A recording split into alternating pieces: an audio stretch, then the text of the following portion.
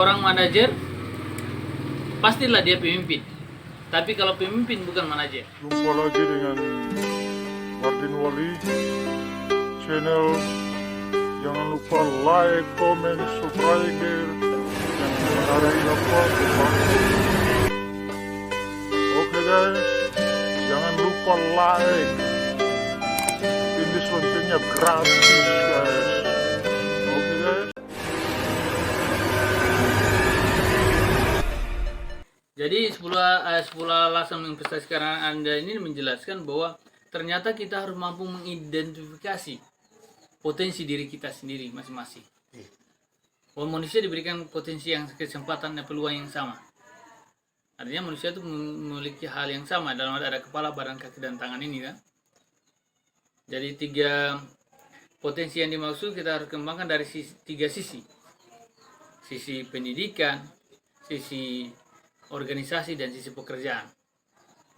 Dari 3 sisi itu yang akan kita lakukan, inventarisir tentang potensi diri kita.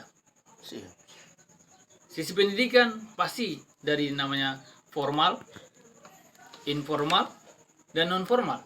Suka berproses, kata Ipo Santoso. Kata Mas Ipo Santoso sebagai salah seorang mentor, memberikan motivasi kepada orang-orang yang dia ini kan pemilik TK Khalifah. Saya pernah baca bukunya. Dia katakan bahwa sukses itu adalah suka berproses. Jadi suka berproses dari artinya dari tidak bisa menjadi bisa, dari tidak tahu menjadi tahu, dari penakut menjadi berani. Kan itulah hal-hal. Jadi saya kembali ke manajemen karir tadi ya.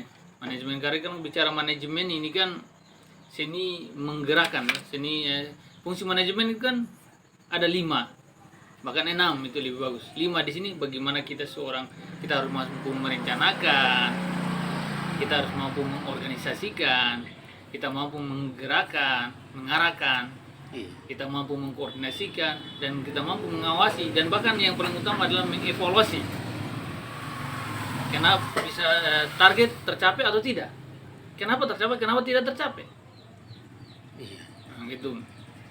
Ada target-target. Jadi intinya begini, seorang manajer pastilah dia pemimpin. Tapi kalau pemimpin bukan manajer. Ingat itu ada perbedaannya. Manajer adalah pemimpin, tapi pemimpin bukan manajer. Karena di dalam fungsi manajemen, seorang manajer itu dia tahu fungsi yang kedua adalah bagaimana mengarahkan orang, menggerakkan orang, memimpin orang, membimbing orang. Maka tipe anak buah yang harus kita tahu itu ada 3, ada 4 ya kalau tidak. Tipe anak buah yang luar biasa itu adalah dia itu mau dan dia paham. Anak buah yang macam ini biasanya dia lihat kita langsung dia tahu apa yang kita mau lakukan. Dia langsung bisa lakukan, kerjakan tanpa kita bimbing. Dia mau kerja dan dia tahu kerja. Ini anak buah yang luar biasa ini. Anak-anak yang kita harapkan, anak-anak yang semacam itu. Tapi ya ternyata ada juga anak tipe yang kedua lagi, anak buah yang tipe yang kedua. Dia mau, tapi tidak tahu. Maka kita sebagai pemimpin harus bisa membimbing dia. Langkah-langkah apa yang harus dia lakukan. Yang jadi persoalan pemimpin yang ketiga ini adalah pemimpin yang tahu kerja, tapi dia tidak mau. Contoh, Saudara Sudianto Buton. Dia sudah tahu walaupun belum maksimal, tapi dia tidak mau. Harusnya disuruh terus dia ini. Pergi meliput sana. Dia sudah tahu, tapi dia tidak mau. Ya, pemimpin ya anak buah yang keempat ini yang kita sulit ini adalah manusia yang sudah tidak bisa jadi orang itu. Sudah tidak mau, tidak tahu lagi. Ya, kita mau lihat dari 3 hal tadi ya. Yaitu dari sisi pendidikannya, dari sisi organisasinya, dari sisi pekerjaannya. 3 hal ini dilihat lagi dari 3 sisi lagi. Sisi formal, sisi non formal, informal. Kalau formal ini adalah resmi, ada lembaga resmi. Formal itu seperti sekolah TK itu formal juga, SD formal, SMP, SMA, S1 ya, dan sebagainya. Kampus itu formal. Bicara formal berarti dia punya legalitas, punya surat-surat izin, ada akta notaris, ada izinnya dan sebagainya. Kalau pendidikan non formal dia sih ada juga, dia punya lembaga ya, akta notarisnya ada izin operasionalnya, tetapi masa studinya yang tidak lama. Kalau formal lama, non formal tidak lama, paling lama itu 1 tahun, biasanya itu 6 bulan, 3 bulan, 1 bulan, bahkan hanya 1 minggu selesai pendidikan non formal. Istilahnya adalah kursus-kursus. Lalu pendidikan informal, pendidikan di keluarga, di lingkungan, pergaulan itu. Nah, di golongan, di itulah pendidikan informal. Nah, kita lihat dari sisi organisasi, pengalaman organisasi. Hal-hal ini akan kita tanya sama narasumber kita nanti. Nah, dari sisi organisasi, pastilah kebanyakan orang paling hebat ketika di SMP sudah berorganisasi, ikut pramuka, ikut kegiatan OSIS, 2 itu biasanya pendidikan punya ekstrakurikuler ini ya. Nah, kan itu organisasi. Nah,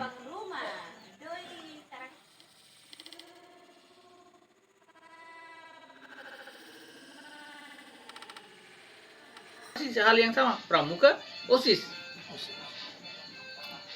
mahasiswa begitu juga, pramuka, kayak organisasi itu, organisasi itu HMI ya, sudah lebih luar lah itu.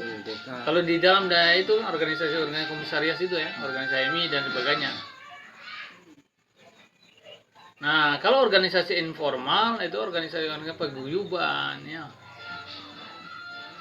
Non formal kan biasanya ada dia punya organisasi persatuan ini ya. Nah, kalau informal kan kekeluargaan, remaja misi itu yang membuat kita punya multi talenta, pengalaman organisasi.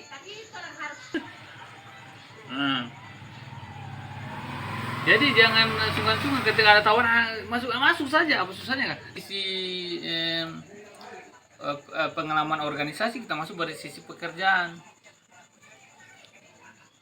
Pekerjaan itu pasti mulai dari formal, tapi biasanya orang tuh awal dari kecil kan informal dulu. Pekerjaan di keluarga tuh, kamu tuh di kecil tuh biasa bantu-bantu mamamu apa, angkat air ke, masak suami ke, apa jaga adik ke, cari kayu bakar ke, ya. Aktivitas ini sering dilakukan, itu harus supaya diingatkan kembali memori itu. Lalu pengalaman pekerjaan juga, tapi pekerjaan itu bukan pekerjaan menghasilkan uang. Pekerjaan menghasilkan apa tuh, jasa atau apa? Karena tidak menghasilkan uang, itu hanya untuk amal ibadah ya, membantu meringankan beban orang tua. Nah, kan itu. Bisa juga menghasilkan uang ketika dibuat YouTube. Barangkali bisa menghasilkan uang. Saat ini, kalau dulu kan tidak. Setelah dari pekerjaan, organisasi sudah. Jadi wawancaranya kita akan masuk ke situ. Ketika kita biasanya kan kalau saya punya gaya pergi wawancara dengan narasumber saya, ketika ketemu kan kode etik kan ada 7 poin itu. Menghargai narasumber. Ada Pak Kadis.